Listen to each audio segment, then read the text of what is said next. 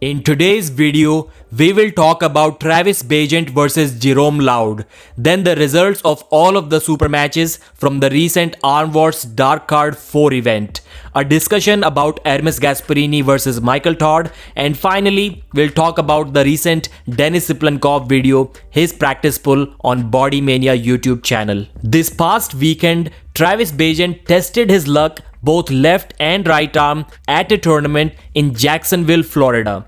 But it was his bad luck that Gerome Loud was also there. So in the overalls, Travis met Gerome, and as expected, Gerome Loud was easily able to contain Travis Bagent's hand just like a beginner, and Travis decided to let go and almost kind of pinned himself. I don't have the footage of the right arm event, but the same thing happened there as well.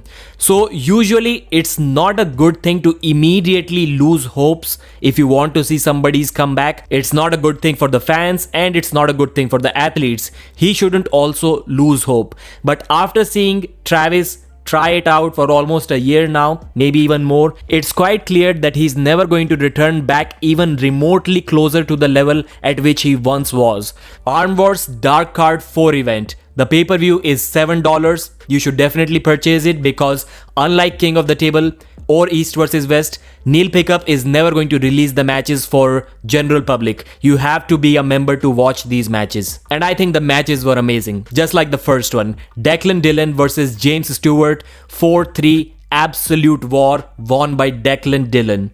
Then Terence Opperman versus the new giant star Philip Larson. Terence won the match 4-1. And I haven't really used the word destruction for someone who got beat after almost taking the hand every single round. But Terence was so confident, so comfortable even with a broken back wrist that it looked like a complete domination and complete destruction except for the first round, which was obviously won by Philip Larson. And we have to keep in mind that recently Philip Larson defeated Brad Grundy. Brad Grundy is someone who is about to face Bacho Saginashvili, so by Engin Terzi, he is considered to be at the same level, and Brad is also the guy who defeated Matt Mask 3-0.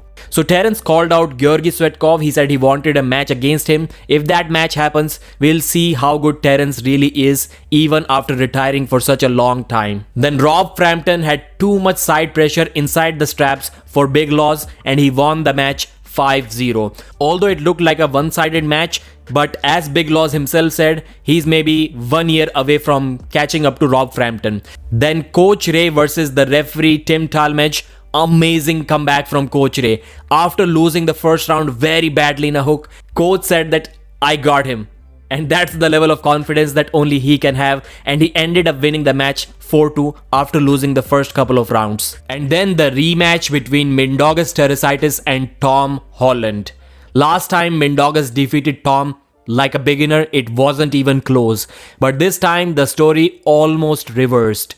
Tom Holland did get a few wins over Mindaugus. In fact, the whole match was kind of decided by who had the buckle on his hand. The guy who had the buckle always lost all of the matches, and Mindaugus was lucky to win the final round, and that's how he ended up winning the entire match 4-3. But the match was stuck somewhere in between a hook and a top roller.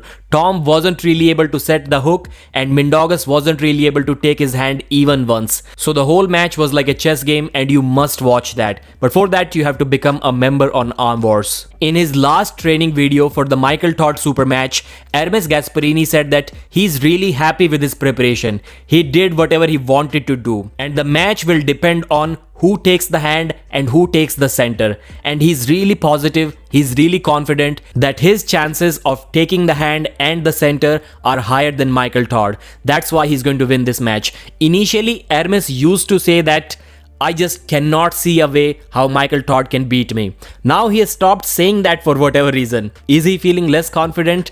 Well, maybe. Michael, on the other hand, respects Ermes Gasparini's transition to the press a lot. He thinks that is probably one of the best transitions in the world. Michael said that stylistically, Ermes knows how to beat me. There is a path to beat me and the path is out there. But the thing is that he has never been so strong in the areas that are required to shut down that path. He was talking about his hand and wrist and his back pressure. So Michael is also confident that he won't let Ermes Gasparini climb his hand and he will completely shut down the outside lane. That's how he's going to win this match, because this version of him beats all of the previous versions that ever existed. And now let's talk about Denis Cyplenkov. In the recent Body Mania video, Denis was seen practicing with a strong almost 180 kg guy. But whenever these guys who are not known very well, not known to be at a very high elite level of super heavyweight arm wrestling, when these guys say that Denis now is feeling much stronger already than what they remember the last time when they faced him, I don't feel good about that at all. I'm like, these guys, Valera and this guy, they shouldn't be able to tell how strong Denis is feeling. Denis should always feel like a wall to them. It shouldn't matter in what shape he really is. But that's not the case, because you see, like, everybody is top rolling Denis Cyplenkov. They cannot finish the match. He always stops everyone an inch above the pad, but he isn't looking in a very good shape. That's all for this video. Thanks for watching and I'll see you again.